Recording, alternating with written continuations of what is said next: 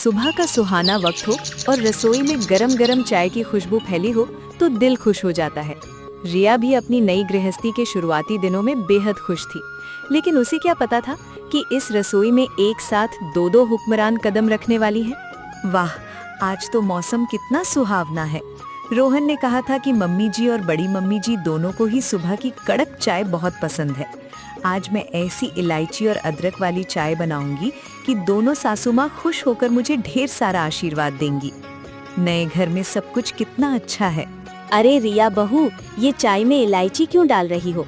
कितनी बार बताया है कि मुझे इलायची की महक से सिर दर्द होने लगता है। चाय में सिर्फ और सिर्फ ढेर सारा अदरक होना चाहिए। और सुनो, इसमें चीनी बिल्कुल नाम मात्र की डालना। रोहन के पापा की शुगर भी तो देखनी है। जी जी छोटी मम्मी जी, मैं अभी अदरक कूट कर डाल देती हूँ और चीनी भी बिल्कुल कम रखूंगी। आप बिल्कुल चिंता मत कीजिए। रुक जाओ रिया। कांता, तुम बहू को सुबह सुबह क्या पट्टी पढ़ा रही हो? बिना इलायची के भी कोई चाय होती है क्या? रिया बहू, चाय में 2 बड़ी इलायची और 3 चम्मच चीनी डालो। मुझे फीकी चाय बिल्कुल बर्दाश्त नहीं है, समझे? और सुनो, कांता की बातों में आने की कोई जरूरत नहीं है। दीदी, आप हर बात में टांग क्यों अड़ाती हैं? डॉक्टर ने कहा है कि कम चीनी सेहत के लिए अच्छी होती है। अब क्या मैं अपनी बहू को सेहतमंद खाना बनाना भी ना सिखाऊं? रिया, तुम वही करोगी जो मैंने कहा है। पहले मेरे लिए अदरक वाली बिना चीनी की चाय छानो। कांता, घर की बड़ी मैं हूँ या तुम? रीति रिवाज और स्वाद का सही अंदाजा मुझे है। रिया, मेरी बात सुनो। सबसे पहले तुम बड़े कमरे की सफाई करोगी और फिर मंदिर के लिए ताजे फूल तोड़ कर लाओगी। चाय का काम बाद में देखना। नहीं रिया, बिल्कुल नहीं। पहले तुम नाश्ते के लिए पोहा और उपमा की तैयारी करोगी। मेहमान आने वाले हैं दोपहर में, और सफाई तो शाम को भी हो सकती है। चलो, पहले आलू काटना शुरू करो। बड़ी मम्मी जी, छोटी मम्मी जी, आप दोनों शांत हो जाइए। मैं आप दोनों की बात मानूंगी। मैं अदरक और इलायची दोनों मिलाकर चाय बना देती हूँ और चीनी अलग से। अरे वाह, अब बहू हमें सिखाएगी कि चाय कैसे बनती है। अदरक और इलायची एक साथ, ये कौन सा नया फैशन है? सुनो रिया, इस घर में मेरी चलती है। जो काम मैं कहूँ वही पहले होगा। दीदी, जमाना बदल चुका है। अब पुरानी बातें छोड़िए। रिया मेरी बहू है, मतलब रोहन की पत्नी, और रसोई का इंतजाम मेरे हिसाब से चलेगा। रिया, तुम पोहे के लिए राई ढूंढो, सफाई बाद में होगी। बेचारी रिया, उसकी पहली ही सुबह किसी कुश्ती के मैदान से कम नहीं लग रही थी। एक तरफ परंपरा और रुतबे का रौब था, तो दूसरी तरफ आधुनिकता और अधिकार की जिद।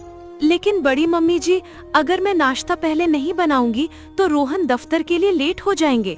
और छोटी मम्मी जी, अगर मैं मंदिर के फूल नहीं तोड़ूंगी तो पूजा का समय निकल जाएगा। मैं एक समय पर 2 काम कैसे करूं? तो क्या तुम ये कह रही हो कि पूजा से ज्यादा जरूरी नाश्ता है? राम राम, इस घर में ऐसा अधर्म कभी नहीं हुआ। रिया, तुम्हें तय करना होगा कि तुम मेरी बात मानोगी या कांता की। हाँ रिया, आज फैसला हो ही जाए। तुम बताओ कि इस घर की असली मालकिन की बात सुनोगी या फिर हर बात में हुक्म चलाने वाली अपनी बड़ी सास की? मालकिन, मैं तो बस चाय बनाने आई थी। आप दोनों ही मेरे पूजनीय सास हैं। मैं किसी एक का पक्ष कैसे ले सकती हूँ? अरे रे, चाय जल गई। देखो कांता, तुम्हारी बहस की वजह से चाय खराब हो गई। मेरी वजह से? दीदी, आप अगर बीच में ना बोलती तो रिया अब तक चाय छान चुकी होती। हे भगवान, ये तो शुरुआत है। अगर रोज सुबह यही हाल रहा तो मेरा इस घर में क्या होगा? चाय तो गई। अब सुनो रिया बहू, मैं तुम्हें ठीक 10 मिनट दे रही हूँ। अगर 10 मिनट में मंदिर में पूजा की थाली और मेरे कमरे में इलायची वाली कड़क चाय नहीं पहुँची तो फिर इस घर का नियम बदल जाएगा। और अगर 10 मिनट में नाश्ता तैयार नहीं हुआ रिया, तो रोहन बिना खाए दफ्तर जाएगा और इसका सारा इल्जाम तुम्हारे सिर होगा। अब तय कर लो तुम्हें किसकी बात माननी है। रिया के सामने 10 मिनट और 2 रास्ते थे। एक तरफ बड़ी सास का कड़ा हुक्म था, तो दूसरी तरफ छोटी सास की दी हुई चुनौती। क्या रिया अपने इस अनोखे परिवार में दोनों सासों का दिल जीत पाएगी, या पहली ही सुबह उसका ये प्रयास एक भयंकर तमाशे में बदल जाएगा? टिक टिक चलती घड़ी और सिर पर मंडराता 2 सांसों का कड़ा हुक्म। रिया के पास सोचने या सांस लेने के लिए भी एक पल का समय नहीं था। बड़ी सास विमला जी को ठीक 10 मिनट में पूजा की थाली और इलायची वाली कड़क चाय चाहिए थी, तो दूसरी तरफ छोटी सास कांता जी को अपने दुलारे बेटे रोहन के लिए गर्मा गर्म नाश्ता। रिया का दिमाग पूरी तरह चकरा चुका था। उसने अपनी घबराहट पर काबू पाने की कोशिश की और दोनों सासों को खुश करने के लिए एक साथ काम करने का खतरनाक रास्ता चुन लिया। हे भगवान कृष्ण, मैं अकेले दो दो सासू माँ की फरमाइशें कैसे पूरी करूं? अगर बड़ी मम्मी की पूजा की चाय में 2 मिनट की भी देरी हुई तो पूरे घर में मातम छा जाएगा, और अगर रोहन बिना नाश्ते के दफ्तर चला गया तो छोटी मम्मी मेरी खाल खींच लेंगी। नहीं नहीं, मुझे घबराना नहीं है, मैं एक साथ सब संभाल सकती हूँ। इस पहले चूल्हे पर चाय चढ़ाती हूँ, दूसरे चूल्हे पर रोहन के लिए सूजी का मीठा हलवा और इस तीसरे चूल्हे पर आलू की तीखी चटपटी सब्जी। रिया, 5 मिनट पूरे हो चुके हैं। मेरी चाय में इलायची की खुशबू आनी शुरू हुई या नहीं? और ध्यान रहे, पूजा की थाली में एक भी रोली का दाना कम हुआ तो आज का दिन तुम्हारे लिए बहुत भारी पड़ेगा। मुझे भगवान के सामने देर करना बिल्कुल पसंद नहीं है। जी बड़ी मम्मी, बस 2 मिनट। आपकी इलायची वाली चाय एकदम कड़क उबल रही है और पूजा की थाली भी बिल्कुल तैयार है। अरे वाह रिया बहू, बड़ी जेठानी जी की चाय की चिंता तो तुम्हें बहुत सता रही है, लेकिन जरा अपनी बाईं तरफ भी आंखें उठाकर देख लो। मेरा रोहन दफ्तर जाने के लिए अपने जूते पहन रहा है। अगर उसे समय पर गर्मा गर्म नाश्ता नहीं मिला ना तो वो पूरे दिन भूखा पेट दफ्तर में काम करेगा। और याद रखना, मेरे दुलारे बेटे को भूखा भेजने वाली बहू मुझे एक आंख नहीं भाती। छोटी मम्मी, आप बिल्कुल बेफिक्र रहिए। रोहन का नाश्ता भी लगभग बन ही चुका है, बस हलवे में चीनी डालनी बाकी है और आलू की सब्जी में नमक मिर्च। मैं दोनों काम एक साथ कर रही हूँ ताकि किसी को इंतजार न करना पड़े। देखते हैं बहू, तुम्हारी ये जल्दबाजी तुम्हें कहाँ ले जाती है। एक साथ 2 नावों पर सवार होने वाले अक्सर बीच मंझधार में डूब जाते हैं। कहीं ऐसा ना हो कि बड़ी सास का दिल जीतते जीतते तुम रोहन का नाश्ता ही बिगाड़ बैठो। रिया, अरे यार, तुम अभी तक रसोई में उलझी हुई हो। मेरी दफ्तर की कैब नीचे खड़ी होकर हॉर्न बजा रही है। मेरी सबसे जरूरी मीटिंग है आज। मेरा टिफिन तैयार हुआ या नहीं? मुझे देर हो रही है। रोहन, बस 2 मिनट रुक जाओ ना। जरा सोचो, मैं सुबह 6 बजे से तुम सबके लिए लगी हुई हूँ। बस सब्जी में थोड़ा सा मसाला और हलवे में मिठास डालना बाकी है। तुम बैठो, मैं अभी टिफिन पैक करती हूँ। 2 मिनट? रिया, कैब वाला मुझे छोड़कर चला जाएगा। अगर 2 मिनट में नाश्ता मेरे हाथ में नहीं आया तो मैं बिना खाए ही निकल रहा हूँ। फिर मत कहना कि मैंने बताया नहीं था। हे भगवान, सब मुझ पर ही क्यों चिल्ला रहे हैं? जल्दी जल्दी करना होगा। ये गया हलवे में चीनी का डिब्बा और ये गया तीखी सब्जी में नमक और मिर्च। लेकिन हड़बड़ी, अत्यधिक दबाव और डर का नतीजा हमेशा भयंकर होता है। रिया का ध्यान भटक चुका था। उसने ध्यान ही नहीं दिया कि जिस डिब्बे को उसने चीनी समझकर सूजी के हलवे में 3 बड़े चम्मच भरकर उड़ेला था, वो दरअसल पिसा हुआ कड़ा समुद्री नमक था। और जिस तीखी चटपटी आलू की सब्जी में उसने नमक डालना था, उसमें उसने भर भर कर सफेद चीनी डाल दी थी। अरे ये भगवान, ये रसोई में कैसी अजीब और कड़वी गंध आने लगी। ये हलवा इतना चमक क्यों रहा है और इस तीखी सब्जी में से जले हुए गुड़ जैसी खुशबू क्यों आ रही है? थू थू, हे माता रानी, ये मैंने क्या अनर्थ कर दिया। हलवे में इतना भयंकर नमक और सब्जी में मीठी चीनी। हे भगवान, मेरी मति मारी गई थी क्या? अब मैं क्या करूं? रोहन बाहर खड़ा है और बड़ी मम्मी की चाय। राम राम, ये मेरी रसोई से कैसा भयंकर धुआं निकल रहा है। रिया, तुमने पूरे घर को धुएं का कुआं क्यों बना दिया? मेरी पूजा का शुभ मुहूर्त निकला जा रहा है और यहाँ रसोई में आग लग गई है क्या? ओफो, ये कैसी भयानक और जले हुए शीरे जैसी बदबू है। रिया, तुमने मेरे रोहन के नाश्ते का क्या हाल बना दिया है?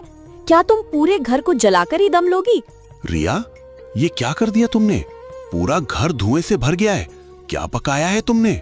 रिया, मुझे तुरंत जवाब दो। ये रसोई में तुमने क्या तमाशा रचा रखा है? क्या इसी सलीके के भरोसे तुम इस घर की बड़ी बहू बनकर आई हो? तुमसे एक चाय और पूजा की थाली तक नहीं संभली। जरा देखो तो सही जेठानी जी, नाश्ता बनाना तो दूर, इसने तो मेरे बेटे के खाने का कचरा बना दिया है। बोलो रिया, अब मेरा रोहन दफ्तर में क्या खाएगा? तुम्हारी इस लापरवाही की सजा किसे मिलनी चाहिए? बड़ी मम्मी, छोटी मम्मी, मुझसे बहुत बड़ी भूल हो गई। मैं हड़बड़ी में मसालों के डिब्बे पहचान नहीं पाई। मैं सब ठीक कर देती हूँ, मुझे बस 5 मिनट। अब क्या होगा जब बड़ी सास विमला जी उस नमकीन हलवे का पहला निवाला अपने मुंह में रखेंगी? और कैसे भड़केंगी छोटी सास कांता जी जब वे तीखी आलू की सब्जी में जले हुए शीरे का स्वाद पाएंगी? क्या रिया की ये एक छोटी सी भूल उसके इस नए परिवार में भूचाल ले आएगी, या रसोई का ये हंगामा किसी भयानक अंत की शुरुआत है? विमला जी के मुंह में नमकीन हलवा और कांता जी की जबान पर तीखी मीठी सब्जी का स्वाद पड़ते ही रसोई में कोई बड़ा विस्फोट होने ही वाला था। लेकिन तभी मुख्य द्वार पर बजी जोरदार घंटी ने रिया को तत्काल मिलने वाली सजा से बचा लिया। पड़ोसी शर्मा जी अपनी पत्नी शांति जी के साथ ड्राइंग रूम में पधार चुके थे। अरे थू, ये क्या बवाल बनाया है? अरे कांता, तूने इसका स्वाद देखा भी? ओफो, आलू में चीनी का शीरा और हलवे में मुट्ठी भर नमक। रिया, तूने तो मेरी नाक कटवा दी। अरे बाहर ये दरवाजे की घंटी कौन बजा रहा है? जी छोटी मम्मी, शायद पड़ोसी शर्मा अंकल जी और शांति आंटी जी आ गए हैं।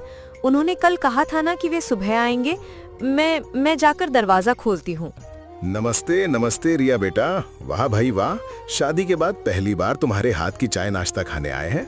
रोहन बेटा दफ्तर जाने के लिए तैयार हो गया क्या? नमस्ते अंकल जी, नमस्ते आंटी जी। रोहन बस अभी तैयार होकर आते ही होंगे। आप बैठिए, मैं आप लोगों के लिए ठंडा पानी लेकर आती हूँ। अरे वाह, कितनी सीधी, सुशील और संस्कारी बहू मिली है इस घर को। सच में विमला जी और कांता जी की तो किस्मत ही बदल गई। अरे शांति बहन, आइए आइए, आपके पावन कदम हमारे घर में पड़े, ये तो बड़े सौभाग्य की बात है। और आप हमारी बहू की तारीफ कर रही हैं। अरे रिया तो हमारी आँखता तारा है। आते ही मैंने इसे अपनी सगी बेटी मानकर सोने का भारी कंगन पहना दिया था। हाँ, बिल्कुल। पर शांति जी, सोने के कंगन तो कोई भी बाजार से खरीद कर दे सकता है। असली चीज तो दिल का बड़प्पन और आजादी होती है। मैंने तो आते ही अपनी रिया को रसोई की पूरी चाबी सौंप दी। कह दिया कि छोटी माँ के राज में जो मर्जी बनाए, कोई रोक टोक नहीं होगी। अरे वाह विमला जी और कांता जी, आप दोनों का प्यार देखकर तो मेरी आंखें भर आईं। पर रिया बेटा, तुम बताओ ना, तुम्हें इन दोनों सासों में से सबसे ज्यादा प्यार कौन करता है? आंटी जी, वो तो दोनों ही बहुत। अरे शर्मा बहन, ऐसे गोल मोल सवाल मत पूछिए, सीधे सीधे पूछिए ना। रिया, जरा खुलकर बताओ, सुबह जब तुम्हें रसोई में कुछ समझ नहीं आ रहा था तो तुम्हारी सबसे बड़ी मददगार बनकर कौन खड़ी हुई थी? तुम्हारी बड़ी माँ ना? और जब रसोई में थोड़ी सी गड़बड़ होने लगी तो तुम्हें अपनी गोद में छिपाकर किसने बचाया? किसने कहा कि रिया मेरी अपनी बेटी है? तुम्हारी छोटी माँ ने न रिया? अरे विमला जी, कांता जी, आप तो बेचारी नई बहू को बड़े धर्म संकट में डाल रही हैं। दो सासों के बीच एक बहू बेचारी क्या बोले? कोई धर्म संकट नहीं है शर्मा जी। हमारी बहू तो दूध का दूध और पानी का पानी करेगी। बोल रिया, कौन सी सास तेरे दिल के ज्यादा करीब है? जो तुझे महंगे गहने देकर महारानी बनाती है, या जो तुझे पूरी आजादी देकर अपनी सहेली समझती है? हाँ रिया, आज इन सम्मानित मेहमानों के सामने फैसला हो ही जाना चाहिए। बोल, तू अपनी बड़ी माँ का सम्मान करती है या इस छोटी माँ की लच्छेदार बातों में आ गई है? सच बोलेगी तो तुझे कोई कुछ नहीं कहेगा। हे भगवान, मैं किस धर्म संकट में फंस गई। अगर मैंने बड़ी मम्मी का नाम लिया तो छोटी मम्मी मेरा जीना हराम कर देंगी, और अगर छोटी मम्मी का नाम लिया तो बड़ी मम्मी मुझे इस घर से ही बाहर का रास्ता दिखा देंगी। मैं क्या जवाब दूं? आंटी जी, बड़ी मम्मी तो बहुत ही अनुशासन वाली और दयालु हैं, और छोटी मम्मी बहुत ही प्यारी और समझदार हैं। दोनों ही। दोनों का रट मत लगाओ रिया, हमें आधा आधा जवाब नहीं चाहिए, हमें साफ साफ एक नाम चाहिए। रिया बेटा, याद रखना, रसोई में जले हुए आलू और शीरे वाली सब्जी का राज अभी सिर्फ मेरे पास है। अगर गलत नाम लिया तो अभी मेहमानों के सामने ही तेरी पाक कला का पर्दाफाश कर दूंगी। और हलवे में नमक मिलाने का जुर्म मैंने छुपाया है। अगर मेरा नाम नहीं लिया तो रोहन के आते ही तेरी इस लापरवाही की पूरी कहानी उसके सामने रख दूंगी। दो सासों के भयंकर ब्लैकमेल के बीच फंसी बेचारी नई नवेली बहू रिया अब दो धारी तलवार पर लटक रही थी। एक तरफ बड़ी सास के कंगन का रौब और रोहन के सामने बेइज्जती का भयानक डर था, तो दूसरी तरफ छोटी सास की रसोई वाली ब्लैकमेलिंग। क्या रिया अपने दिमाग का इस्तेमाल करके इस धर्म संकट से निकल पाएगी, या मेहमानों के सामने ही फूट पड़ेगा इस अनूठे परिवार का सबसे बड़ा और विस्फोटक राज? दो सासों के जहरीले ताने और ब्लैकमेलिंग के चक्रव्यूह में फंसी रिया के दिमाग की बत्तियां अचानक जल उठीं। उसने समझ लिया था कि अगर आज उसने किसी एक का पक्ष लिया तो इस घर में उसका जीना दूभर हो जाएगा। डर को पीछे छोड़ अब रिया ने अपनी चाल चलने का फैसला किया। अरे बहू रानी, इतना क्यों सोच रही हो? बोलो भी, ये स्वादिष्ट खाना आखिर किसने बनाया है? हमारी तो भूख से नाड़ी छूट रही है, अब और सब्र नहीं होता। हाँ रिया बेटा, झिझक क्यों रही हो?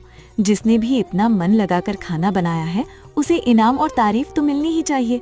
बताओ किसकी पाक कला का जादू है ये? बोल दे रिया, सोने का कंगन तेरा इंतजार कर रहा है, बस मेरा नाम ले ले और सब भूल जा। रिया, मेरी रसोई की ताकत को मत भूलना। रोहन के आते ही तेरी पोल खोलने में मुझे 1 सेकंड नहीं लगेगा। सोच समझ कर बोलना। बहुत हो गया डरना। अगर आज मैंने हार मान ली तो पूरी जिंदगी इन दोनों की कठपुतली बनी रहूंगी। अब जवाब एक डरी हुई बहू नहीं बल्कि इस घर की समझदार मालकिन देगी। माफ कीजिएगा शर्मा जी और शांति जी, लेकिन आज का ये विशेष खाना न तो बड़ी माँ ने अकेले बनाया है और न ही छोटी माँ ने। असल में ये भोजन तो इन दोनों की अनोखी जुगलबंदी का नतीजा है। अनोखी जुगलबंदी? बेटी, हम कुछ समझे नहीं। क्या दोनों ने मिलकर पकाया है? समझाती हूँ शर्मा जी। हमारी बड़ी माँ ने अपनी पाक कला का प्रदर्शन करते हुए आलू को थोड़ा ज्यादा भून दिया, यानी कि एकदम कोयला बना दिया, और फिर उस जले हुए स्वाद को छुपाने के लिए उसमें चालाकी से रसगुल्ले का मीठा शीरा उडेल दिया। रिया, तू ये क्या बकवास कर रही है मेहमानों के सामने? तेरी हिम्मत कैसे हुई? देखा, मुझे तो पहले ही मालूम था कि दीदी की जली हुई कलाकारी कोई इंसान तो क्या, जानवर भी नहीं खा सकता। और छोटी माँ, आप भी इतना खुश मत होइए। आपकी बनाई खीर और हलवे में चीनी की जगह जो 1 किलो नमक का छिड़काव हुआ है, उसका सेहरा भी आपके ही सिर सजता है। क्या रिया, तूने मेरा नकाब भी उतार दिया? हे भगवान, आलू की सब्जी में जले का शीरा और हलवे में नमक, ये कैसा अनोखा खाना बना है आज। रिया के इस अचानक और सटीक हमले से दोनों सासों के होश उड़ गए। जो 2 सासें एक दूसरे को नीचा दिखाने के लिए नई बहू पर दबाव बना रही थी, वे अब खुद मेहमानों के सामने तमाशा बन चुकी थीं। रिया, तेरी ये हिम्मत! तूने हम दोनों की इज्जत का नीलाम कर दिया, खानदान की साख मिट्टी में मिला दी। हाँ रिया, हम तो तेरी भलाई सोच रहे थे, तुझे संभाल रहे थे, और तूने मेहमानों के सामने ही हमारा भांडा फोड़ दिया। मैंने किसी का भांडा नहीं फोड़ा छोटी माँ, मैंने बस वही सच कहा जो आप दोनों छुपा रही थी। आप दोनों मुझे अपनी अपनी साजिश का मोहरा बना रही थी। बड़ी माँ मुझे सोने के कंगन का लालच देकर अपनी गलती छुपाना चाहती थी, और आप रोहन का डर दिखाकर मुझे ब्लैकमेल कर रही थी। इसलिए मेरा अंतिम फैसला ये है, जब तक आप दोनों आपस में ये तय नहीं कर लेती कि रसोई का असली उस्ताद कौन है, तब तक ये चाबियां आप दोनों के पास ही रहेंगी। आज से और अभी से रसोई का सारा काम आप दोनों मिलकर ही करेंगे। क्या मैं और इस विमला के साथ मिलकर खाना बनाऊंगी? ये कभी नहीं हो सकता। और मैं भी इस दीदी की जली हुई कलाकारी की भागीदार नहीं बनूंगी। मुझे अपनी इज्जत प्यारी है। तो फिर ठीक है, शर्मा जी और शांति जी भूखे पेट इंतजार कर रहे हैं। आप दोनों अभी रसोई में जाइए और मिलकर नया ताज़ा खाना बनाकर लाइए। मैं तो चली अपनी कमरे में थोड़ा आराम करने, बहुत थकान हो गई है। बाजी पूरी तरह पलट चुकी थी। बहू को अपनी उंगलियों पर नचाने की कोशिश करने वाली दोनों सासें अब खुद अपनी ही बिछाई बिसात में बुरी तरह उलट चुकी थी। लेकिन कहानी का ड्रामा यहीं खत्म नहीं हुआ था। हे भगवान, इस वक्त दरवाजे पर कौन आ गया? कहीं ये रोहन तो नहीं आ गया? अगर उसने रसोई का ये हाल और मेहमानों के सामने हमारा ये तमाशा देख लिया तो क्या होगा? रसोई की तबाही और दरवाजे की घंटी के बीच फंसी दोनों सासें डर से कांप रही थीं। बाहर सिर्फ पड़ोसन थी जो बर्तन लौटाने आई थी, लेकिन इस झटके ने गायत्री और विमला की आंखें खोल दी। रोहन और प्रिया के लौटने में अब सिर्फ आधे घंटे का समय बचा था और रात के खाने का नामो निशान नहीं था। पहली बार अपनी अकड़ भूलकर दोनों सासों ने एक साथ रसोई में उतरने का फैसला किया। हे भगवान, मेरी तो जान ही निकल गई थी विमला। मुझे लगा रोहन और प्रिया आ गए। दीदी, रोहन अभी आया नहीं है, पर आधे घंटे में जरूर पहुंच जाएगा, और रसोई में खाने के नाम पर सिर्फ नमक वाली खीर और जले हुए शीरे का कोयला पड़ा है। तो खड़ी खड़ी मेरा मुंह क्या देख रही है विमला? चल जल्दी से आटा निकाल। आज हमें खुद खाना बनाना पड़ेगा, वरना रिया के सामने हमारी बची कुची इज्जत का भी जनाजा निकल जाएगा। हाँ दीदी, आप आटा परात में निकालो, मैं झटपट सब्जी काटने की तैयारी करती हूँ। ठहर, तू रहने दे, मैं डालती हूँ सूखे आटे का डिब्बा। घमंड और होड़ की इस लड़ाई में रसोई अब किसी युद्ध के मैदान जैसी दिख रही थी। सफेद आटे से बनी दोनों सांसों का गुमान उस धुएं की तरह उड़ चुका था, और अब सामने खड़ी थी जिंदगी की जमीनी हकीकत। हाय राम, अगर रोहन ने हमें इस हाल में देख लिया तो समझेगा कि घर में 2 चुड़ैलें घुस आई हैं। चलो हंसना बंद कर विमला, अब इस गीले आटे को ठीक करते हैं। थोड़ा सूखा आटा मिला और दोनों हाथों से इसे मल। दीदी तवा गरम हो गया है, आप पेड़े बनाओ, मैं तवे पर डालती हूँ। आराम से बेलना विमला, गोल बननी चाहिए। प्रिया की तो हर रोटी बिल्कुल चांद जैसी गोल होती है। तेज आंचे विमला, आंच धीमी कर। अरे चिमटा कहाँ गया? हाय राम, हाथ जल गया मेरा। दीदी ध्यान कहाँ है आपका? जल गया ना हाथ? लाओ मैं फूंक मारती हूँ। सालों के अहंकार और ताने बानों के बीच आज पहली बार दोनों सासों के दिल के तार एक साथ झंकृत हुए थे। मेहनत के इस पसीने ने उनकी नफरत की परत को पिघला दिया था। दीदी सच कहूँ तो आज मेरी कमर टूट गई। सिर्फ एक वक्त का खाना बनाने में हमारे पसीने छूट गए। हाँ विमला, हम तो बस हॉल में आराम से बैठकर हुक्म चलाते थे। प्रिया चाय लाओ, प्रिया सब्जी में नमक कम है, प्रिया सफाई ठीक से नहीं हुई। आज खुद इस चूल्हे के सामने खड़े हुए तो समझ आया। हम दोनों दिन रात आपस में लड़ते रहे कि कौन बेहतर सास है। पर सच तो ये है दीदी कि बहू अकेले ये सब रोज करती है बिना किसी शिकायत के, और हमने उसे कभी एक शाबाशी तक नहीं दी। तो बिल्कुल सही कह रही है विमला, हमने अपनी झूठी शान और एक दूसरे को नीचा दिखाने के चक्कर में उस बेचारी बच्ची का जीना हराम कर दिया था। आज मुझे अपनी गलती का एहसास हो रहा है। कम से कम आज इस तमाशे ने हमें ये तो सिखा दिया कि हम दोनों मिलकर भी प्रिया का 1/3 काम नहीं कर सकती। हाँ, पर अब हमें ये बिखरा हुआ रायता समेटना होगा इससे पहले कि। हे भगवान, वे दोनों आ गए और हमारी रसोई का हाल देख। दीदी अब क्या होगा अगर प्रिया और रोहन ने हमें इस हाल में देख लिया तो? जो रसोई कुछ देर पहले दो सासों के अहंकार और मुकाबले का युद्ध क्षेत्र बनी हुई थी, वहां अब सच का सामना करने की घड़ी आ चुकी थी। लेकिन कभी कभी तबाही के बाद ही नई शुरुआत का रास्ता निकलता है। माँ, बुआ जी, ये सब क्या है? रसोई का ये हाल कैसे हुआ? ऐसा लग रहा है जैसे यहाँ कोई आंधी आई थी या कोई बम धमाका हुआ हो। आप दोनों के कपड़ों पर आटा कैसे लगा है? वो रोहन बेटा, असल में हम तो बस तेरे और प्रिया के लिए सरप्राइज तैयार कर रहे थे, थोड़ा सा काम बिगड़ गया। हाँ रोहन, दीदी सच कह रही हैं। हम तो बस प्रिया का काम हल्का करना चाहते थे, पर हमसे सब कुछ गड़बड़ हो गया, पूरा खाना जल गया। माँ जी, बुआ जी, आप दोनों इतने डरे हुए क्यों लग रहे हैं? और ये क्या हाल बना रखा है आप दोनों ने? प्रिया बेटी, हमें माफ कर दे। हम दोनों अपनी झूठी शान और एक दूसरे को नीचा दिखाने के चक्कर में इतना अंधी हो गई थी कि तेरा जीना दूभर कर दिया था। आज जब तू घर पर नहीं थी तब हमें एहसास हुआ कि तू अकेले इस पूरे घर का कितना ख्याल रखती है। हाँ प्रिया, हमने हमेशा तुझ पर अपनी मर्जी थोपी। आज जब हमने खुद खाना बनाने की कोशिश की तो समझ आया कि दो सासों का नखरा उठाना कितना मुश्किल होता है। हम दोनों मिलकर भी एक भी सब्जी ठीक से नहीं बना पाई।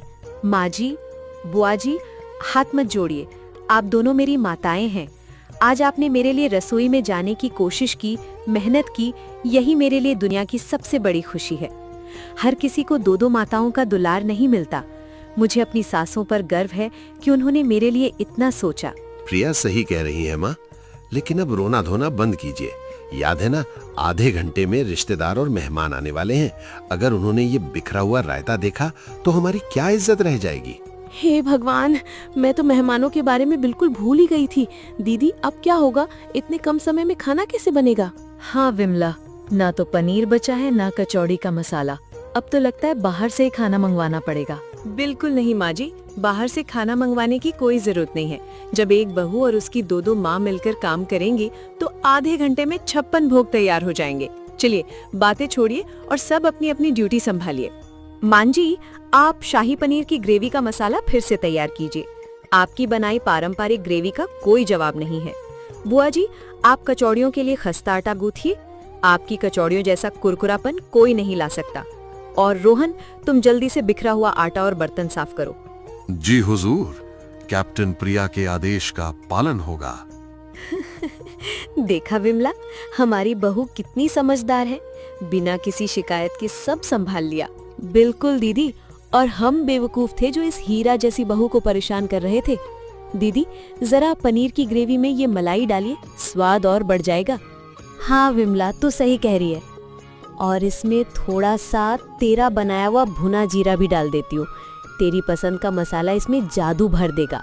वाह बुआ जी, ये कचौड़ी तो बहुत ही स्वादिष्ट बनी है।